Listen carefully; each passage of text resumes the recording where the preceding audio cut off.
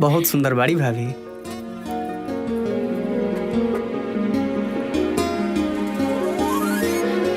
कितना खुश नसीब बड़े राजा की इतना सुंदर मेहरारू पौले बाड़े। अरे चाची, तू भौजी के बड़ाई करत रू कि राजा भैया के शिकायत करत रू?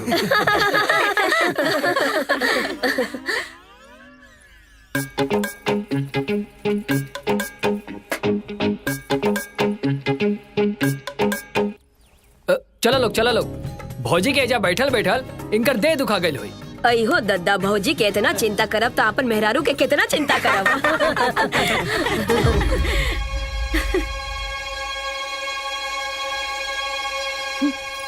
चल चल भौजी के सामान अंदर रख दे।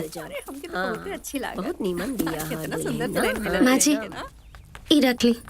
ना बेटा, ये तोहरा के गिफ्ट में मिलल बा, ये तोहार है, ये तू अपने पास रखा।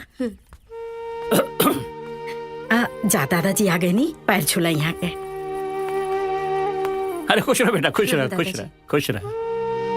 बेटी, हालात ही कुछ ऐसा पैदा हो गई कि हम लोगों को अचानक में शादी करवानी पड़ी। इस शादी से तुम खुश हो ना? बेटा, मैंने राम नारायण जी को बोल दिया है कि आपकी पोती को यहाँ कोई तकलीफ नहीं होगी।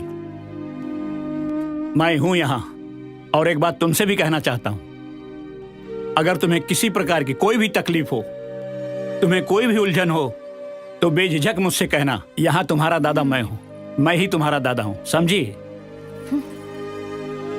अब मैं चलता हूं। हाँ हाँ, खुश रहो बेटा, खुश रहो, खुश रहो।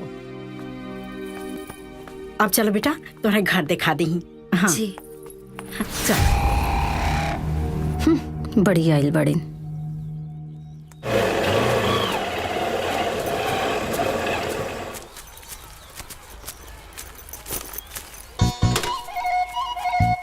अच्छा सुन। हाँ। तो टीचर पूछी है स्कूले का है ना आइले तो का बतेबे? कह देम के हमार चाचा के बियाह रहे। अरे इतना देर समझौले के बाद तो यही समझ में आइला।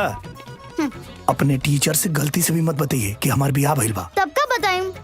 अरे कौनो बहाना मार दी है, तोरा लगे बहाना कमी बा। चल। मैं कम इन मैडम।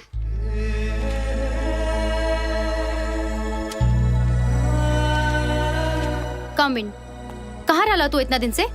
वो घरे बियाह रहे नु। जो जाके बैठ अपने जगह पे। हाँ बियाह रहे ना, हमारा दादाजी के दोस्त के पोती के बियाह रहे। बहुत दुख भइल, तोरा भाई के शादी कट गई। तोहरा के काहे दुख होई? तोहर दादा के पोती के तब बियाह हो गई ना। बियाह तो हमार भैया के टूट गई। अरे हमार मतलब वो ना रहे, मतलब भगवान करे जौना लइका से ओकर बियाह भइल बा उ लइका मर जाए। अरे वो बेचारा के काहे मारता रू?